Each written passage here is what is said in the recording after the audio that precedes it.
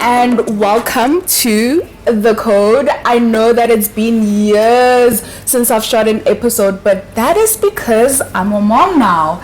And that is what today's topic is about: single motherhood, fatherlessness in South Africa. And today, Remo, the beautiful Flamingo in the West Rand. Thank you so much to Flamingo Lifestyle for hosting us. And I am with my beautiful Queen Sunal. It's having my guest for the day, guys. I've been wanting to have her on my show, and finally she's here. I'm finally here. Thank you, Tabi. I feel great being here finally. Congratulations to you. I know how much this means to you. So well done, honey. Thank you so much, guys. Sunal, I'm going to allow you to introduce yourself, because Sunal is a businesswoman. She's a powerhouse. She's a mother. She's a creative, a designer. So I'm just going to leave it to her so that she can introduce herself. Please. Okay. Whenever somebody says I must introduce myself, I just wonder, do they have enough time? We have all the time in the world. Because it's so broad. Like, I immediately want to go into everything, but just to keep it professional. My background is in media, market research, fashion design, design, digital communication.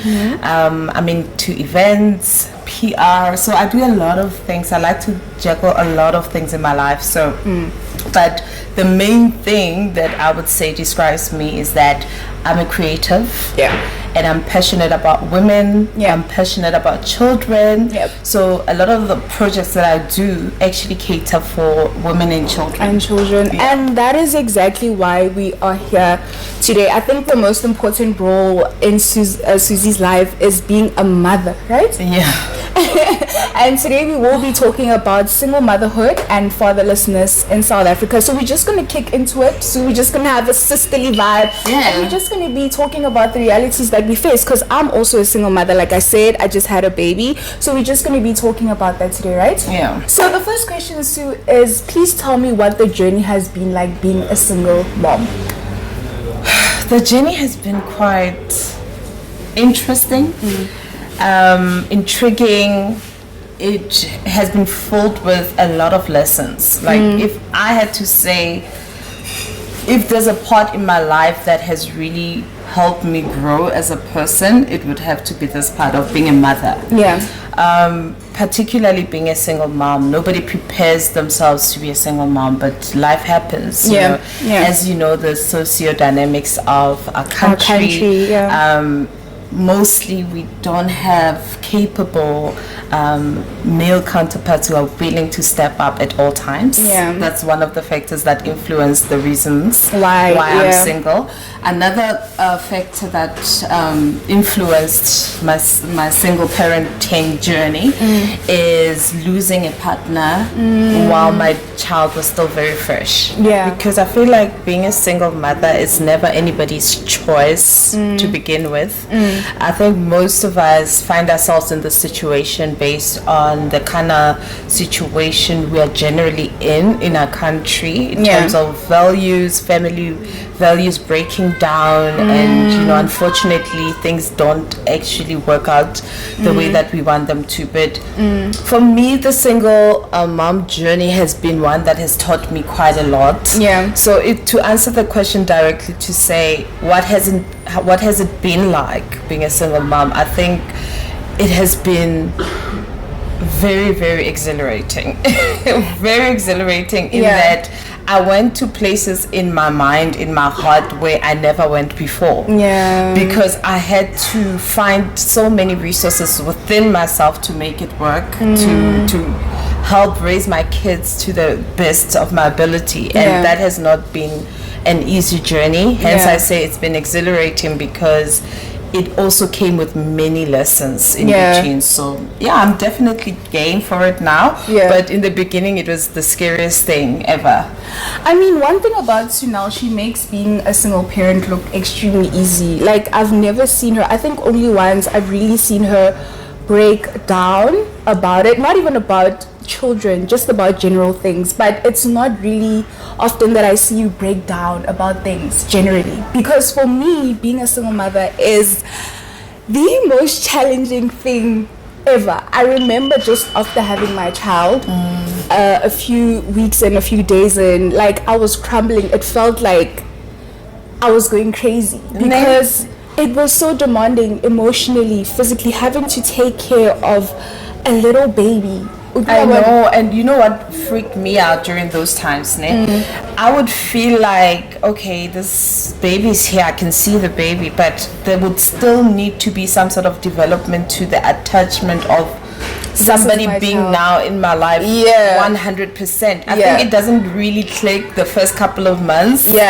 know, you know, until you have to deal with things like taking the baby to the hospital, dealing with the financial implications of raising a child, and those things can be very daunting, hey, if your mind is not literally like registering it at a first go. Oh my goodness, I swear, if it wasn't for the village that I have, which is you guys, my family, my parents, I literally would have went crazy because it's so challenging. The financial implications. And one thing, and I want you to tell me something about this. So just after having a baby, I saw like the influencer who also had babies around those times. They were so dressed up. Let's say a week or 2 weeks later, they dressed up. They at the mall, but pushing on another time. I haven't combed my hair in like 5 weeks. You know what I'm saying? And I was like, how do they do this? Because I felt like crap at the time. So what are your thoughts on that? Like, should we really base motherhood on what we see on people, or just really grasp the experience that we have? I think everybody has a different story. Everybody has a story that's unique to their life. That's why I'm the kind of person who doesn't feel like I want to reference other people when I have to make decisions on my own life, because my life is something that is facing me directly. It's as a consequence, a result to your actions, to my own actions. So when it comes to that, I feel like I see these trends happening. I feel like it's an unnecessary standard and level that young women in particular have to adhere to. Who said and wrote it down and said you have to be fabulous after having a child? It's practically impossible. It is. Where do you have time to focus on beauty and appearance and all those things when you have such a shift in reality?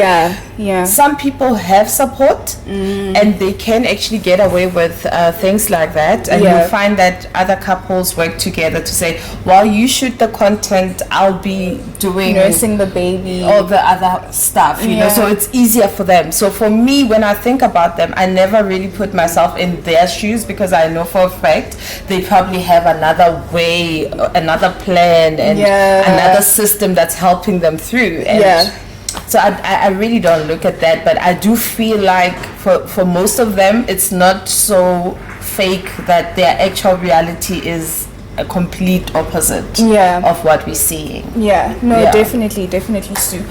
And one thing that I would like you to tell me about is, what implications do you think being a single mother, or your children not having a father figure in their lives, what implication do you think that has on them, especially your eldest daughter, which is 16? So she's 14. Oh, 14. My goodness. Yes. 14. She's 14. Like with her in particular, not having her father in her life, I could tell that it was impacting her somehow. So for me with the dad, it had been years of not seeing each other, not knowing about him and what his life is all about, because for me, I was raised by a mom at the time who was a single mom.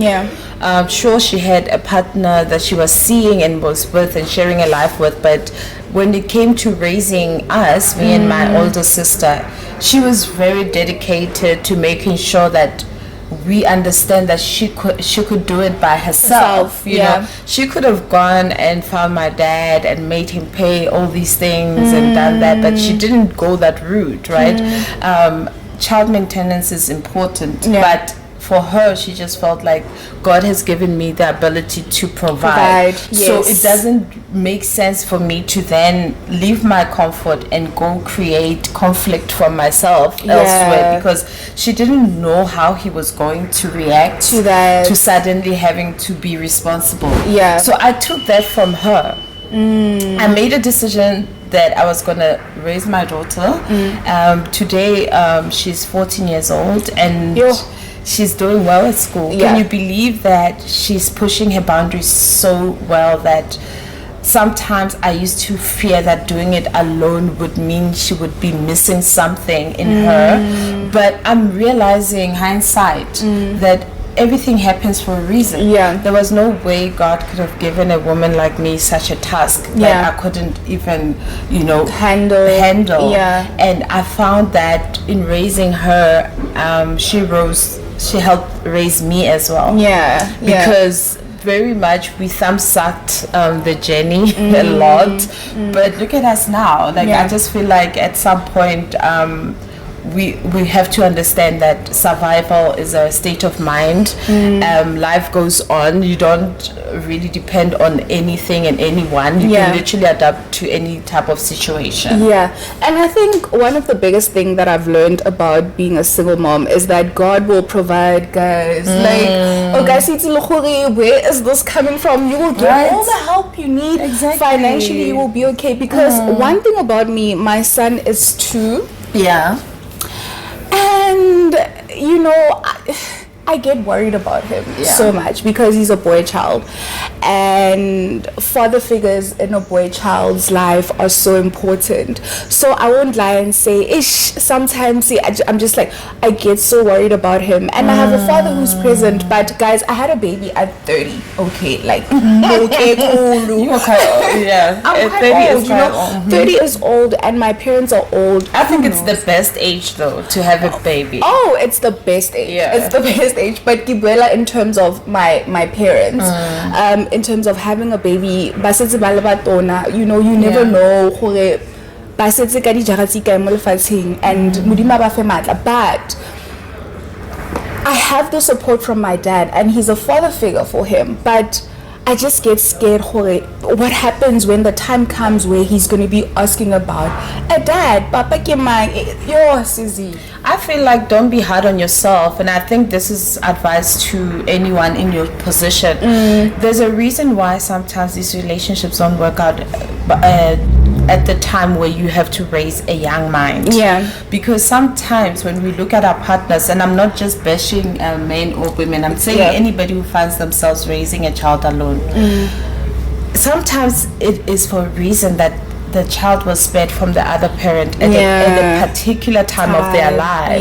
Because when I think about some of the things that I've been able to influence my daughter with, had I had a partner at a time helping me raise her, certain things wouldn't have come up the way that they have. So it makes me then feel comfortable to say, okay, use the resources that you have, focus on what you have been blessed with, because it's not all that bad. There's no way it's all that bad.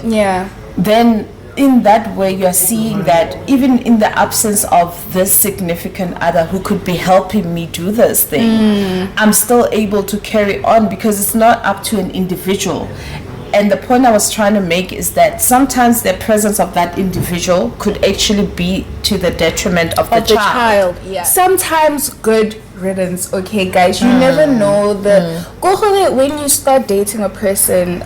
People always say that the dynamics change once there's a child involved, and you never know really the morals and values that your partner will be inflicting on your child. And it's scary because we might see it as, oh my goodness, I'm a single parent now. I have a theory on that. When somebody is pressed against the wall, they will go on survival mode. They will decide what to do to survive and to protect. So I feel like when a woman just had a baby, they're feeling so in love with their child that the one thing they want to do subconsciously is to protect them. That's why you'll find that most relationships end, because the woman's threshold of BS is just just so high that they can't stand to think of a toxic environment for their child. 100. So they'd rather let go of whatever pleasure they are receiving from that relationship to then transfer it in a form of love and affection to their child, and while also protecting their child from what they feel could be a negative space for them. So it's a subconscious thing that's why some of the relationships don't make it past that. You know, once the child is born, a mother decides what's best for the child. And it's so important, single mothers out there, it's important to remember, Jorge, it's never a bad thing to do what is best for your child. Always make sure that we protect our little cubs and give them the best of the best. Because one thing about children, they never chose to come. We chose to bring them in. They do not owe us anything, but we owe them the best. So always put your children first, right? Absolutely. Okay, so one thing about Sunal, guys, Susie, there's a lot to her. There's a lot of layers to her. And one thing about Neliswa, she has a 5-year-old who is our beautiful baby, our beautiful Congolese queen, baby Azania, who is living with a disability called trisomy 21, right? Yeah, it's actually a syndrome. Okay. Trisomy 21, but it's popularly known as Down syndrome. Okay. What that is, it just means that she has an extra chromosome on the chromosome 21 sector, and she is different in that in the beginning her learning is slower than other kids, especially when they're still a toddler. So whatever milestone you find in a so-called normal child will be different for Azania, because she moves in her own pace. Okay. But eventually, in most cases, they do catch on to other kids, but they will always have that unique thing about them. Very loving. Very they've got their own way, very stuck on their own way of doing things, so you have to be very open to learning them and understanding what their preferences are, because they will definitely let you know. If there's one thing about trisomy 21 people, is that they can't pretend, they're authentic in every sense of the word. So that's what I've come to understand about my little girl, that this time around I'm dealing with somebody who's completely from a different universe, and I have to respect that she's got her own way of seeing the world. Congratulations, Susie, on being such a great mom and having so much patience for your baby, because I can imagine how difficult that is, but you handle it with so much grace. But most importantly, it comes from a very genuine place, because the patience is genuine, the love is genuine, and I would love to commend you for that. It's amazing, Susie. You're doing well. So please enlighten us about the challenges that you have faced as a mother to a baby who lives with trisomy 21. All right. I think with Azania, the challenges that I faced are not necessarily based on her condition or syndrome. I think because it's not so severe, and God has blessed me with such a strong village, like you said earlier, of people, that I don't feel the impact. And we are also passionate about teaching her and learning more from her and giving to her, understanding her. So things have been rather easy, but in the beginning I had to learn just the extent of her syndrome, so that I knew how to assist her in her journey. So currently she is going for treatment for speech therapy. She's had treatment for audio therapy as well, when we didn't know if she can pick up sound, but now she's perfect. She picks up sound perfectly. Now I'm realizing that I'm learning about lazy muscles. Apparently her lower mouth has a lazy type of pace in speaking. So the way I'm speaking now, my muscles are developed, but with her it's like she still needs to train them a bit more so that she can round her words better properly, and pronounce better. But you can see that she has that motion of communication in her, and she will find a way to make you understand what it is that she wants to say. You know? So it's just been a journey. It's been a journey of discovery, fun, games. You learn that you are more fun than you can ever be. And also a child with trisomy 21 requires you to have a lot of strength physically as a parent, because they move around a lot. Energetic. They will kick your butt if you're not careful. I've had to go hey couple of times, you know. They're very vocal about what it is that they want, so you have to also be well trained in discipline, and that's something that I had to realize that I lack. So I'm trying now new techniques to teach her to listen more to what I had to say. You know, so you gotta learn certain techniques that you wouldn't necessarily learn when you have a child who's not diagnosed. But it's nothing out of the ordinary, to be honest with you. I would like to urge all of the mothers, whether single or married or whatever it is, who have children living with disabilities, all forms of disabilities, to just comment below and tell us about your experience. But most importantly, just know that you are not alone. And also reference Neliswa Motsuenyane, guys. Always know that you can always hit someone like her up for advice. If maybe mentally you're struggling, if maybe emotionally you're struggling with I don't want to say baggage, I want to say maybe if you're struggling with the challenge. It's the challenge. You know what? I'm glad you corrected yourself there, because the attitude has to change completely.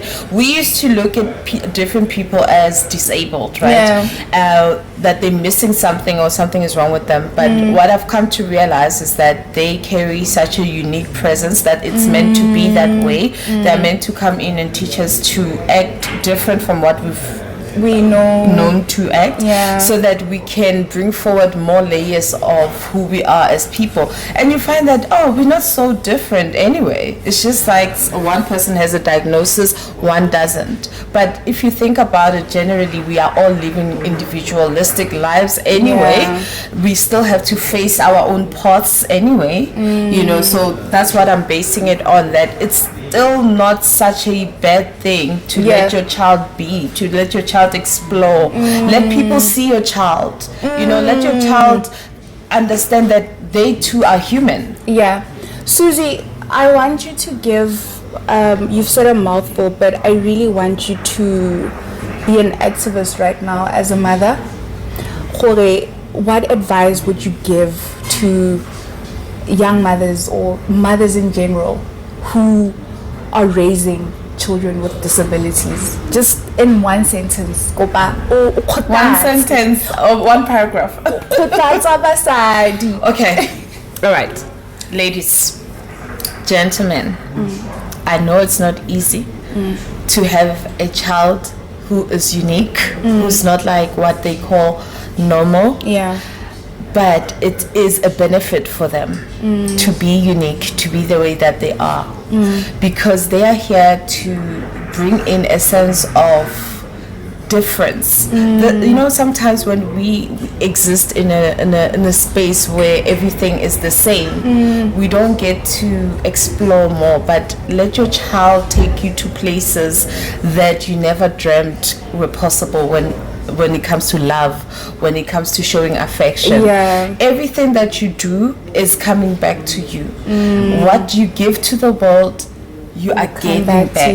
So what you give to your child, you can just imagine what it's doing for your own aura and your own growth as a person.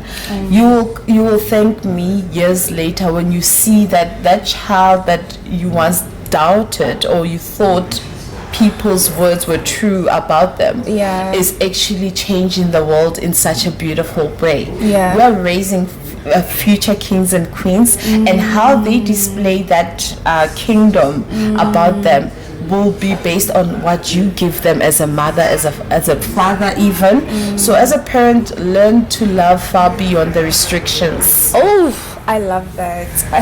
So guys, I don't know if I mentioned, but we are currently dressed by Sunal, yours truly, okay? So any mamas that are going to any event, but like a fabulous designer, honey, please hit her up or tell the details a bit later on in the show, right? Of course. Okay, so what I want us to talk about is navigating dating as a single mother. How has it been like for you? Oh my gosh. Okay, dating as a single mom, it's like a whole different field. You know, it's certainly not the same way as when you started. You didn't have anybody who's dependent on you. You didn't have to put anybody first. Okay, right now it's like literally everything is affected by the fact that I do have kids. And I want to make sure that my kids are happy. And for me, happy kids mean a happy mom. All right, so but I do want to be in a relationship. I do want to have love in my life. How do I navigate that? Well, for me, it's been that I've allowed people to take me on dates. I've allowed people to sort of prove themselves to me. And it's okay that I haven't found anyone worthy of that. Because I just won't put myself or my kids through that again.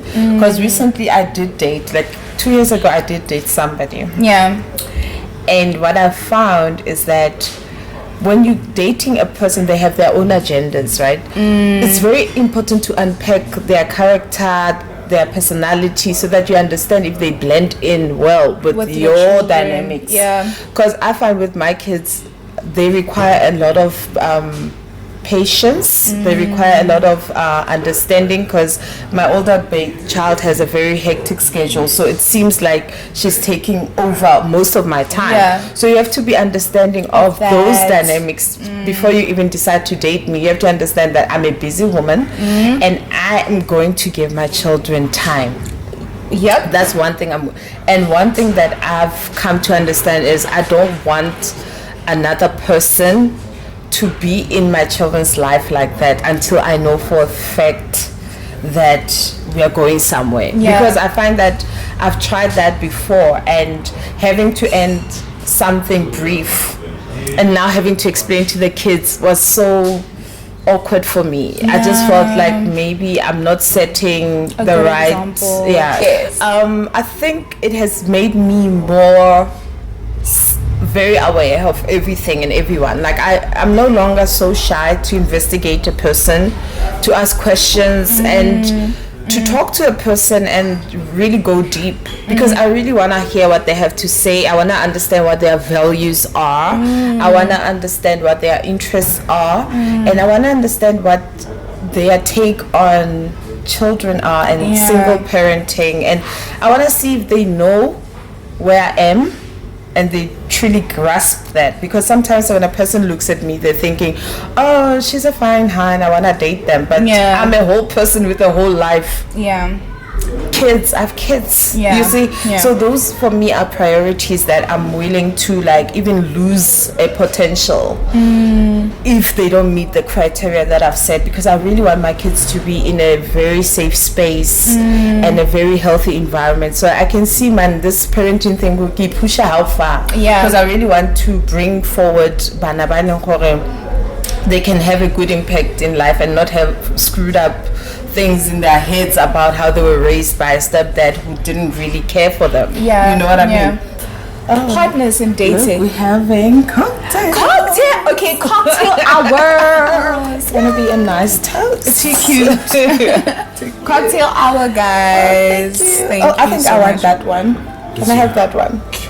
Yay! Thank you. Thank you so much. Looks absolutely delish. Thank you. Mine is virgin, right? So I was like, for me, the interest, I don't want to be like a person who's going to discourage excited people, because we all know that women have been trained to love marriage. Yeah. Have been trained to want to be in a dynamic relationship with a significant other. Yeah. But the reality is, do you want me to remind you of the reality?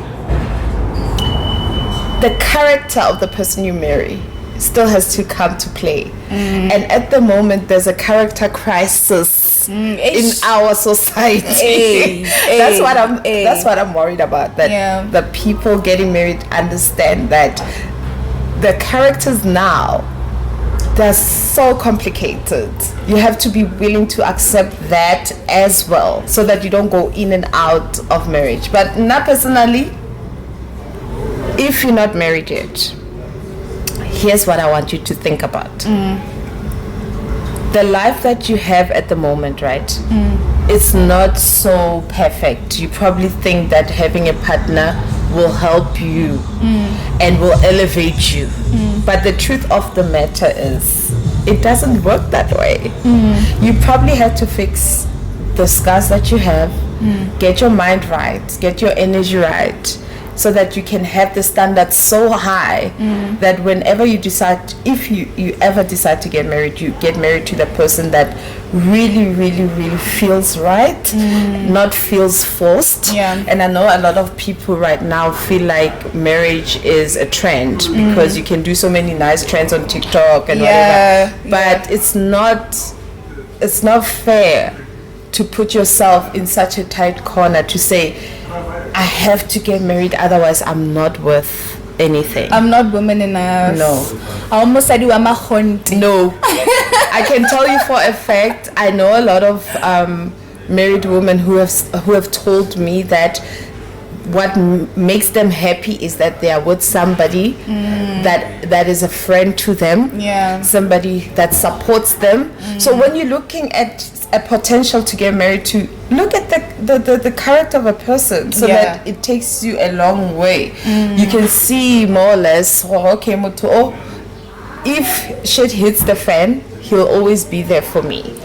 I want to ask you something soon, just a quick one. So how should we live on as boy moms, as adult men, mothers, or whatever you would like to call it? Do you think we have failed women by coddling our babies and not really teaching them how to be proper men? And do you think as a result that is why we have so many broken and right in our society? Do you think boy mothers have a role or have a hand in that? I want to answer that very carefully because I know a lot of boy mothers and I don't want to offend. But mosadi ha ile motsadi wa moshimane o sele automatically because gona le that thing ya go bo mmage ba simane ba sele. So try to change that.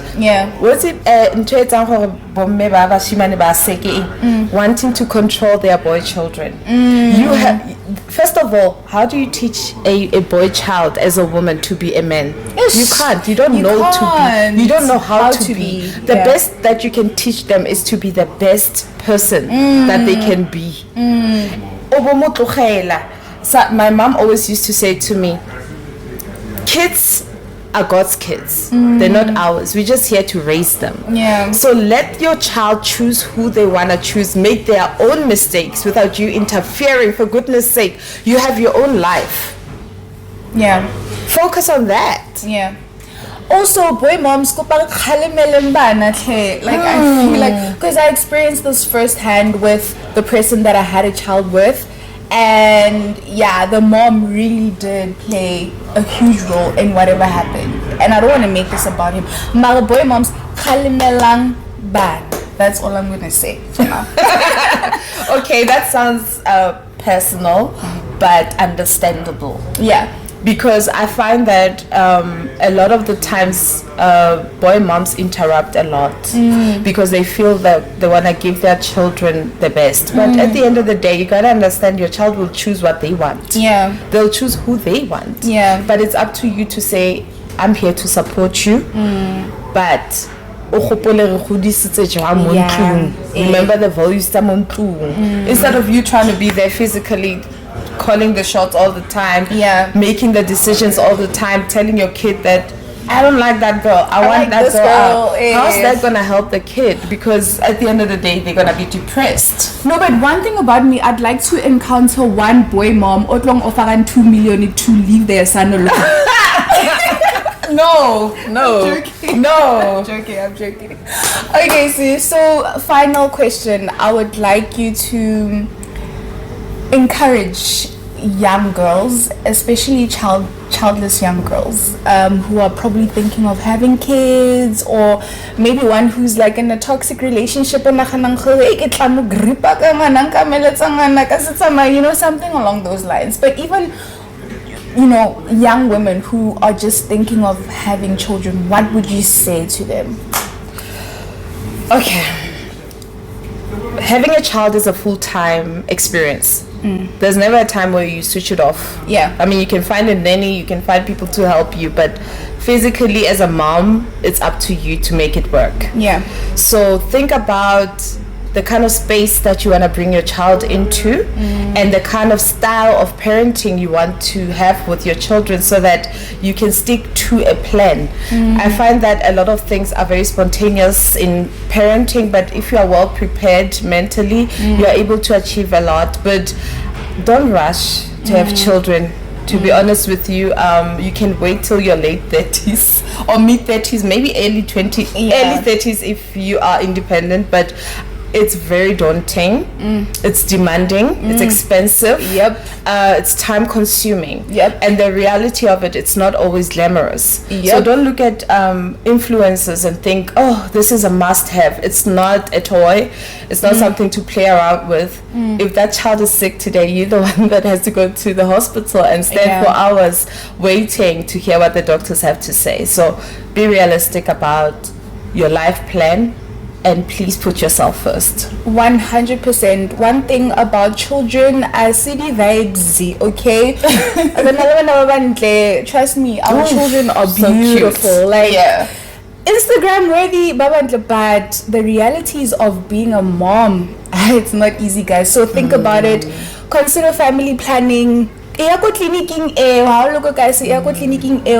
what sort of family planning methods you can go for, contraceptives you can go for, use protection, get tested, just protect yourself. So you make that decision to protect yourself constantly and just have a child at the right time. That is what I would love to say. And furthermore, if you are ready to have a child, or you find yourself in a situation where you are pregnant, you just don't know what to do, I think before you scare yourself with all the dynamic aspects that you need to think about, center yourself so much so that you are meditating, you are praying, because I find children come from somewhere which is very spiritual and grounded.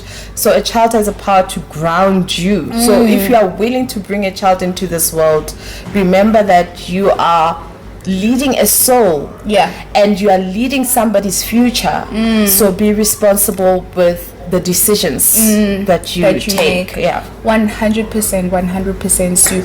Also, one thing that I would like to touch on is to just encourage the destigmatization of around contraceptives, especially around our local clinics, where you find Baba Jajambana for actually being willing to go on contraceptives, guys. I think we should treat it the same way that we treated HIV and AIDS. Let us destigmatize it so that our children are able to walk into a clinic, protect themselves in every way possible. What's your contraceptive of choice?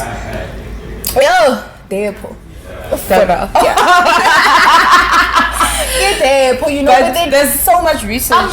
I'm willing to explore, but then based on my research and the way I interact that thing, get depo for now. But there's so much more, guys. Go on the internet, read about different contraceptive methods and how you can protect yourself, not only in terms of pregnancy, but also in terms of other, sexually transmitted diseases, guys. Let's take care of ourselves. And if you're single like me, I find that the best contraceptive is abstinence. 100. And also, it doesn't just go alone. That toys, guys, let's not be stiff. Okay, there are toys and there are certain parts of who we are that we can use to pleasure ourselves. 100%. So don't be a person that needs a man all the time. Yeah. 100%. And I think also, if you're a young woman, do not always feel pressured to interact in intercourse, guys. It's not necessary. Don't let society pressure you to that extent. You can abstain. You can obe a virgin until 33 years old. I think it's amazing, guys. Please do not let anyone pressure you to have sex. Yeah, absolutely. Okay, final questions. Please tell me about the Single Mommies Club. Wait, I need to catch my breath first.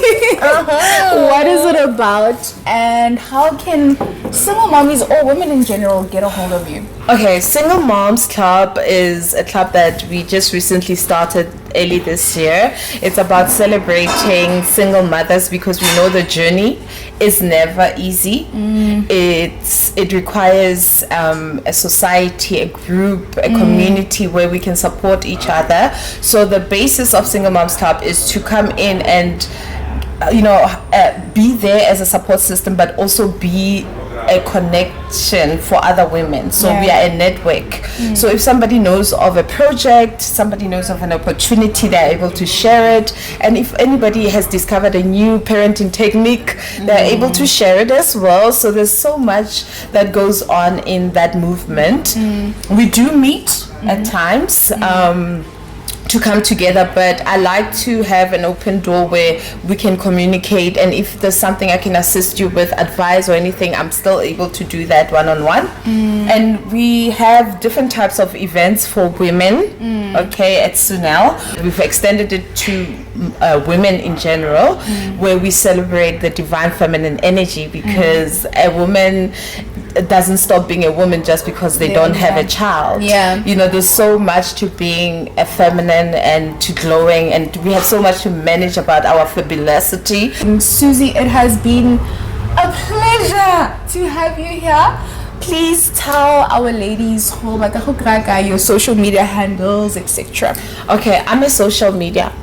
I'm joking. I'm just a social media enthusiast. I'm everywhere. So Instagram, Facebook, TikTok, YouTube, I'm there, as you can see on the details. So you can follow me on a personal level, or if you love my work, mostly on Instagram. But if you're looking for my personality, TikTok is the place, honey. So let's have fun together. Quite recently I've launched a podcast called My Lady Podcast. It's on my YouTube channel, the Sunel channel.